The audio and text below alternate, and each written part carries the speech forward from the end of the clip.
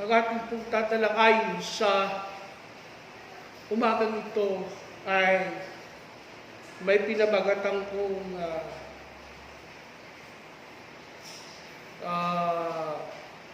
in the midst of fear. In the midst of fear, or keep your eyes on Jesus. Sa gitna ng takot, dapat ang ating mga mata ay nakatuon sa ating Panginoong Hesus. Tayo po ay sandaling manalangin. Aming Diyos na makapangyarihan sa lahat, kami po ay nagpupuri at nagpapasalamat sa iyong dakilang pangalan sa umagang ito. May taas nawa ang iyong dakilang pangalan sa pamamagitan ng iyong mga salita. Upang sa gayon, Panginoon, ay magkaroon ito ng kapangyarihan na nagmumula sa iyo.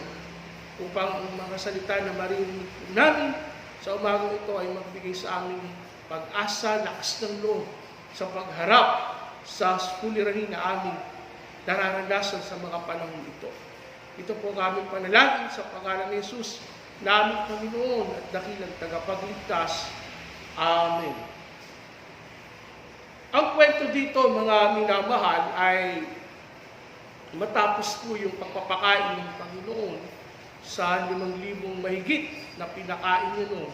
Yung last week, ay pinauwi niya na yung mga tao. At siya po ay nagpunta sa bundok mag-isa at nanalangin. No? Yung solitude sa Diyos. No? Siguro sa pagod ng ating Panginoon, gusto niya magkaroon mag-isa ng mga time na yun. No? At gusto niya makaugnay sa ating Panginoon. Kaya ito pong kwento na ito, mga minamahal, ay nawa ay makita natin kung ano po ang nais dalhin ng Panginoon o ng Diyos sa ating kalagitnaan sa umagang ito. Ang kwento rito ay nung bumalik ng Panginoon mula sa kabundukan na matapos siya ay manalangin, ay nakita niya yung mga alagad. No? Merong bagyo, merong ano, no? At hangin. Wala palang bagyo. No? No storm account. No?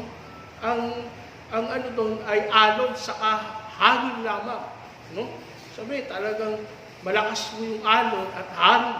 No? Pero doon sa Matthew chapter 8, 23 to 27, dito po, nasa bangka ng kanyang mga alagad, meron pong bagyo talaga, may unos, pero nandun ang Panginoon at natutulog.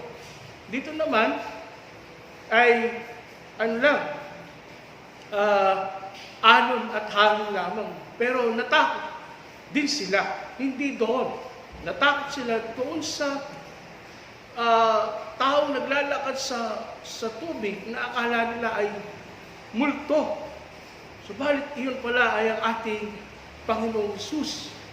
Kaya nga nung time na yon, ay sila po ay natakot, no? May multo, sabi nilang ganun. Pero sabi ng Panginoon, hindi ako ito. Kaya sabi ni Pedro, kung talagang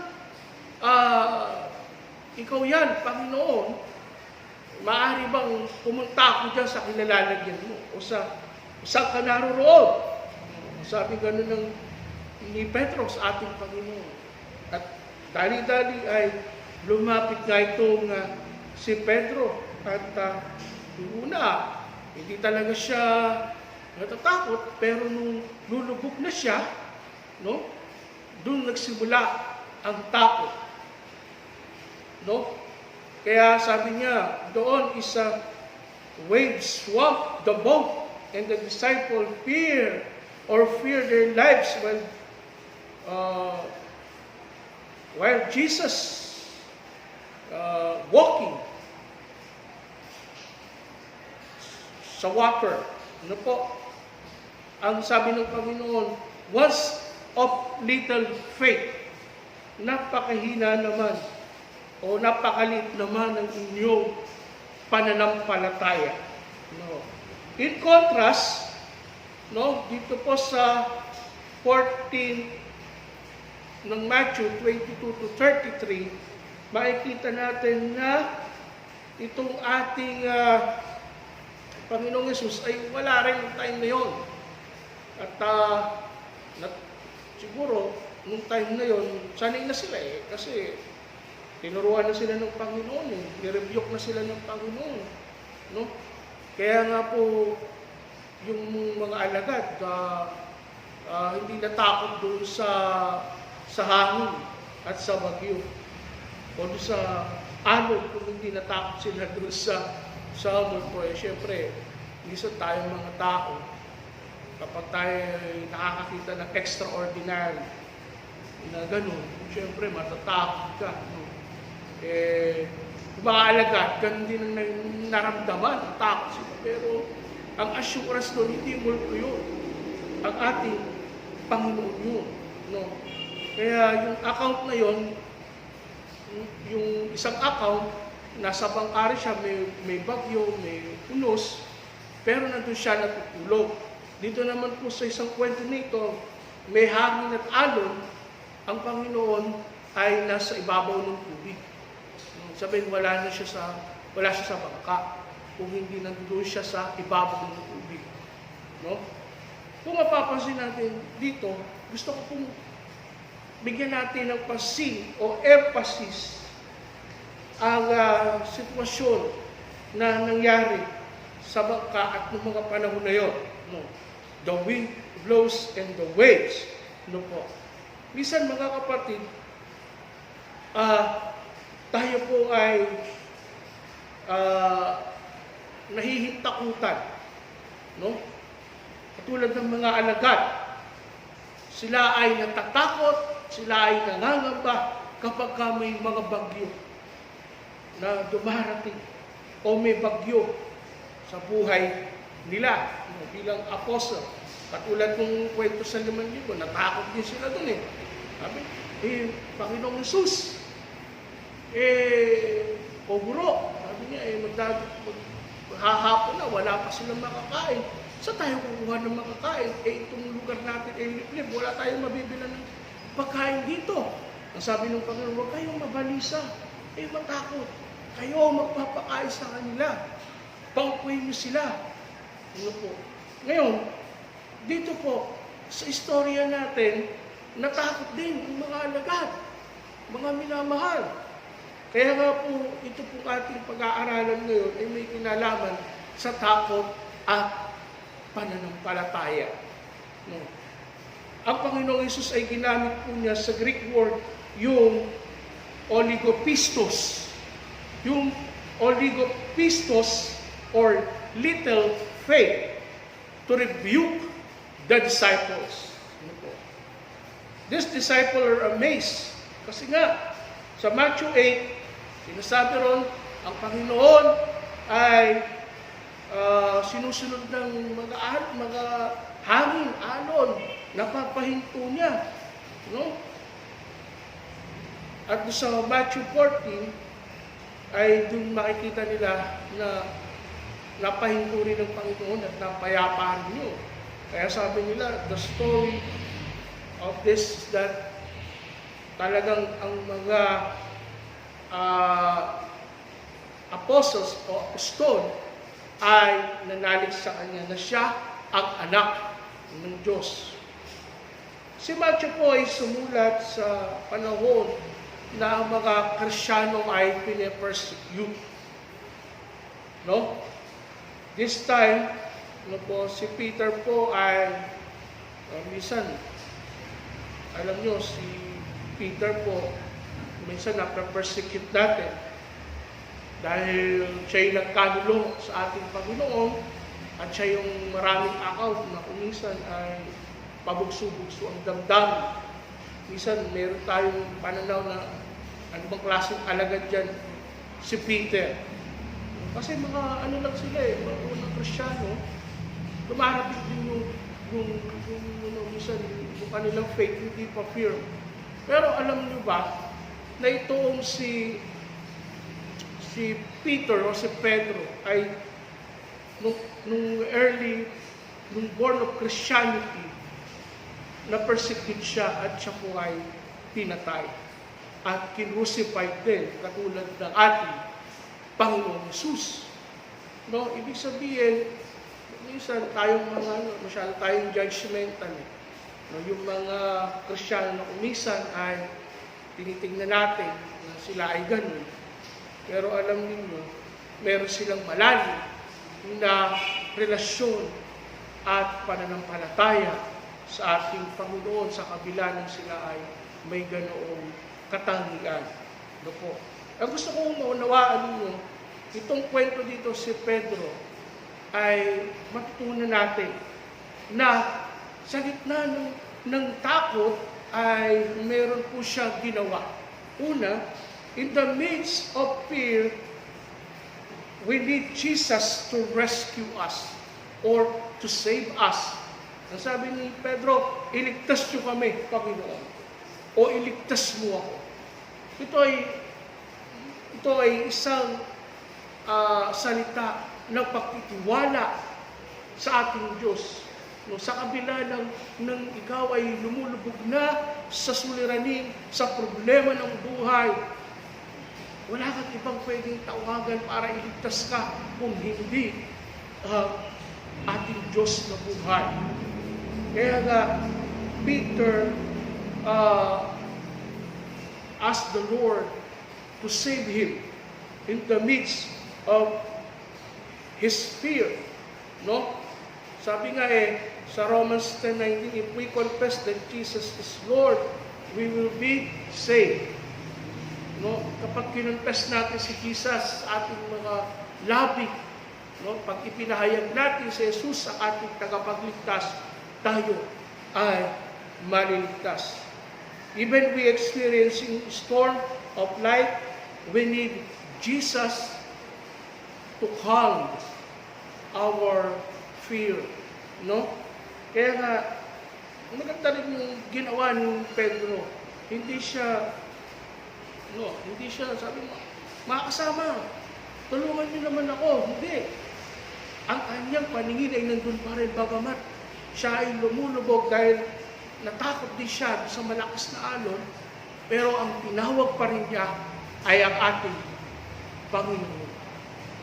Alam niyo, mga kapatid ko, minsan kapag tayo dumaranas ng mga pagsubok, takot at pangamba, lalo na sa panahon ito, hindi ang Diyos ang tumatawag natin. Minsan tumatawag tayo sa mga tao na pwede natin lapitan. No? Or di kaya,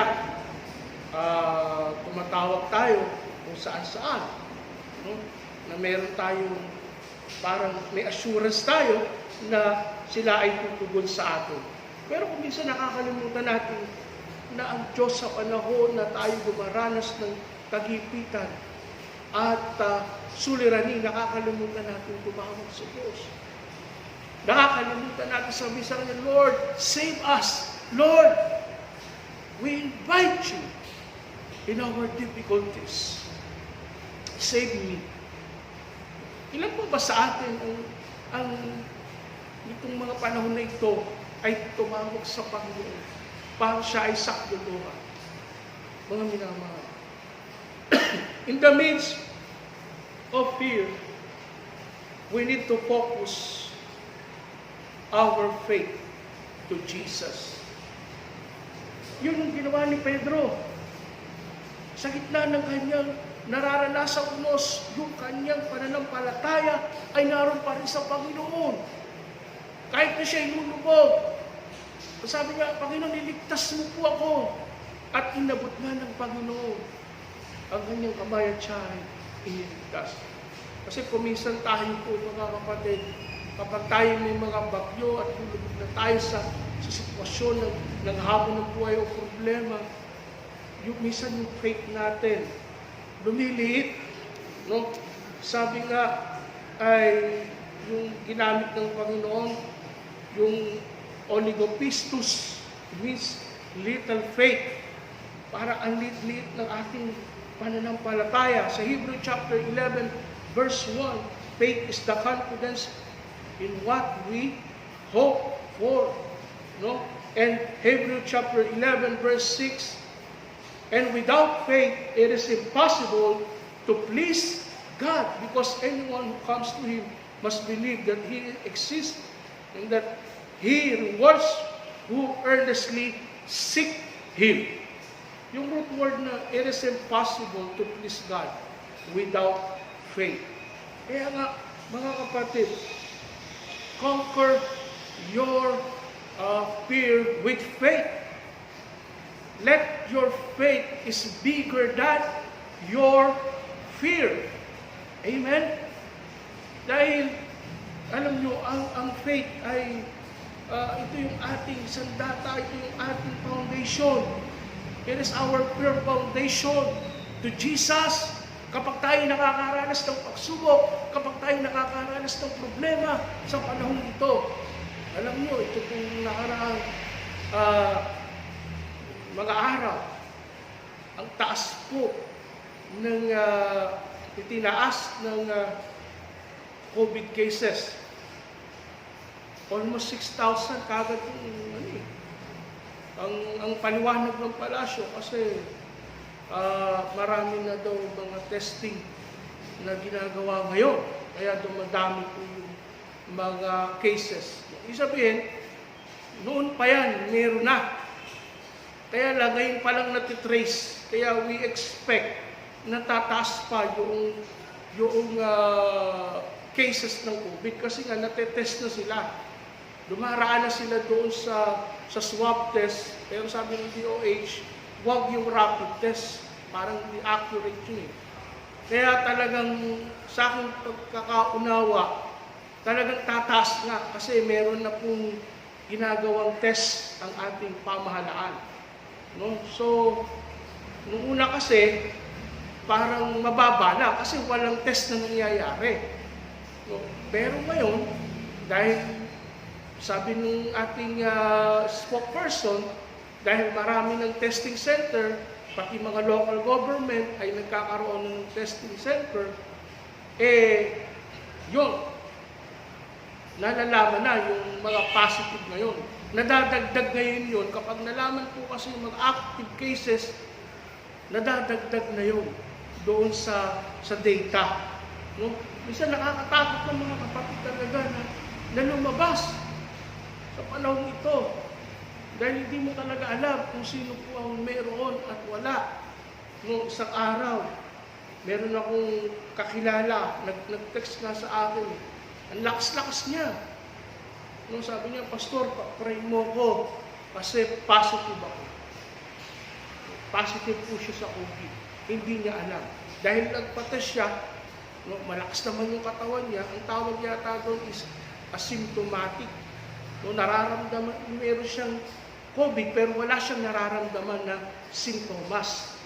Ganun po ang COVID. Dalawang klase ng COVID eh. Yung symptomatic saka yung asymptomatic. Pagka po may nararamdaman kang ubos, sipon, sore throat, or nawawala yung panlasa, pang-amoy, ibig sabihin nun, you are positive talaga sa COVID. No? Ngayon, iba kasi, hindi nila alam kasi wala silang sintomas na gano'n. Kaya po sila ay nagkakaroon ng nalalaman lang pala nila kapag sila ay nagpa-test, nagpa-swab test. Positive na pala sila kahit wala silang nararamdaman. So, mga kapatid, nakakalungkot isipin sapagkat sa panahon natin ngayon, ang tao po ay punong-puno na ng takot at pangamba. But we need God to enlarge our faith. No? Let us conquer our fear with faith in God.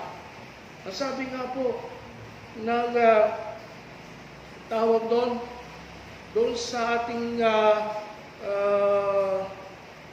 mababasa mga kapatid na alam natin yung storm na to ay tawag doon,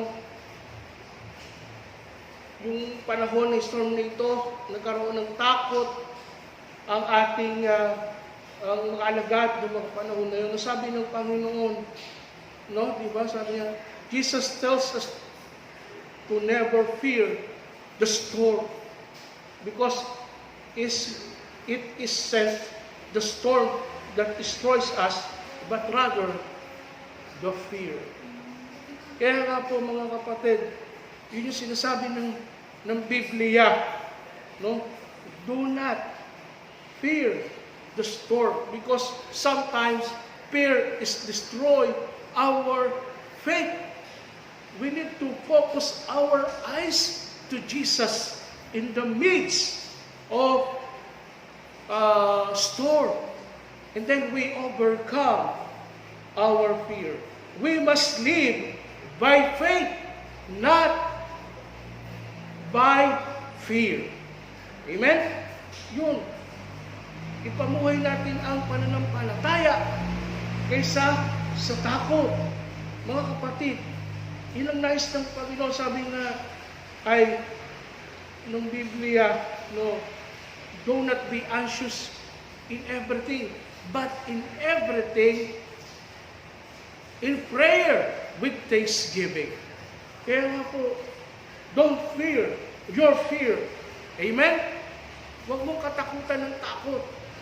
Sapagkat naniniwala po tayo, if we trust in God, we overcome our fear. Amen? So, yun lang po. Ulitin ko, let your faith be bigger than your fears sa panahon ito. No? Huwag tayong mabalisa, huwag tayong matakot. Kung natatakot ka na lumabas, na huwag ka lumabas, hindi naman ibig sabihin yan, natatakot ka eh. No? Kapag ka nag-iingat ka, hindi naman ibig sabihin nun, natatakot ka. No? Sabi nga ni Nelson Mandela, no? Sabi ni Nelson Mandela, I learned that courage, no, was not the absence of fear, but the triumph over it. That brave man is not he who does not feel afraid, but you who conquers the fear. Ibig lang sabihin, kahit na matapang ka, hindi pwedeng hindi ka makadama ng takot. No? Ang maganda lang, hinaharap mo yung takot o pinagtatagumpayan mo yan. Wala namang taong hindi takot. Sabi nga sa pelikula eh, di ba, may nag-uusap yung bida sa kontrabida. Sabi niya, pag lumabas ka dyan, tatantarin kita ng bala. No. Kapag ka nakita kita,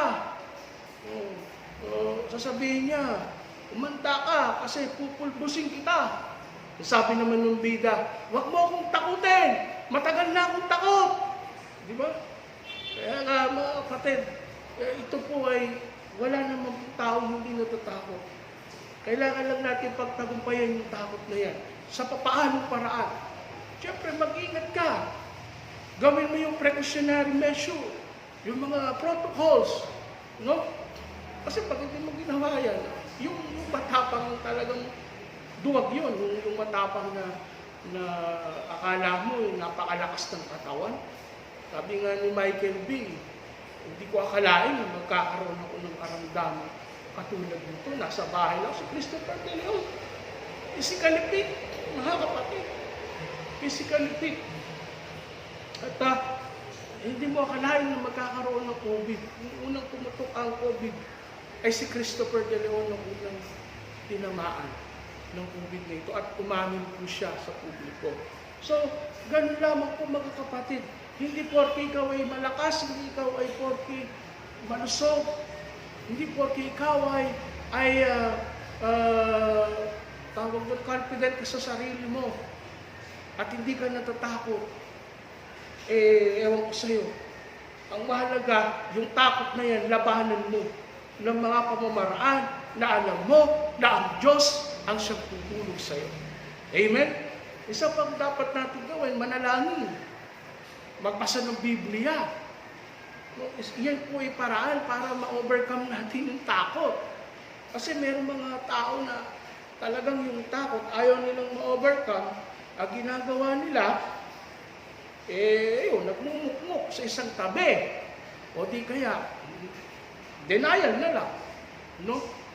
Kaya nga mga kapatid, sa umagang ito, gusto kong isipin ninyo na itong si Pedro, sa kabila ng siya ay dumanas ng pagkatakot, pero yung kanyang pananampalataya, yung foundation ng kanyang faith ay naroon pa rin sa ating Panginoon. Lastly, in the midst of fear, we need to take courage to overcome. Be courageous, sabi nga po sa Joshua 1:9. O tama. Be courageous, I will be with you wherever you go. Be strong in the Lord and take courage. Because we know that God is our refuge, our strength in the midst of trouble. Kaya nga mga kapatid, tandaan po natin, sa takot na ito, kaya natin pagtagumpayan to. Sabi nga ni Nelson Mandela, kahit natatakot ka, ang mahalaga, hinaharap mo yung takot na yun, makonquer mo yun. No? Kahit ang Panginoon, di ba, ang sabi niya, huwag kayong mabalisa, huwag kayong matakot sa anumang bagay. No? Masdan ninyo ang ibon sa parang, hindi sila nagtatanim o nag-aanima, bakit sila nabubuhay, kayo pa na mas mahalaga kaysa mga ibon. Kaya nga mga kapatid, yun ang kasiguruhan ng salita ng Diyos. Kung meron tayong takot at pagkabalisa sa mga panahong ito, let us overcome our fear with faith in God. We need to focus our eyes to Jesus in the midst of storm.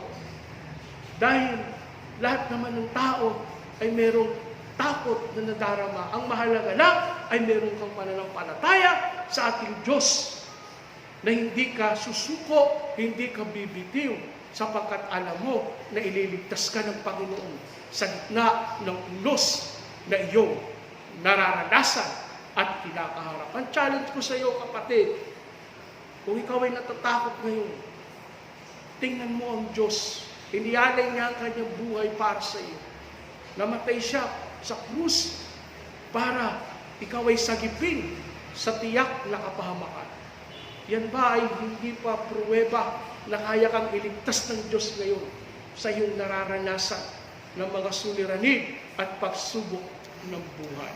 Kaya mga kapatid, sa umagang ito, naniniwala ako na ikaw ay magtatagumpay kung ang iyong pananampalataya ay matatag at hindi ka mag-aalinlangan sa Diyos, magtitiwala ka na sa gitna ng unos ay naroon ang iyong paningin sa ating Panginoong Yesus sa gitna ng unos na ito, at ikaw ay maliligtas.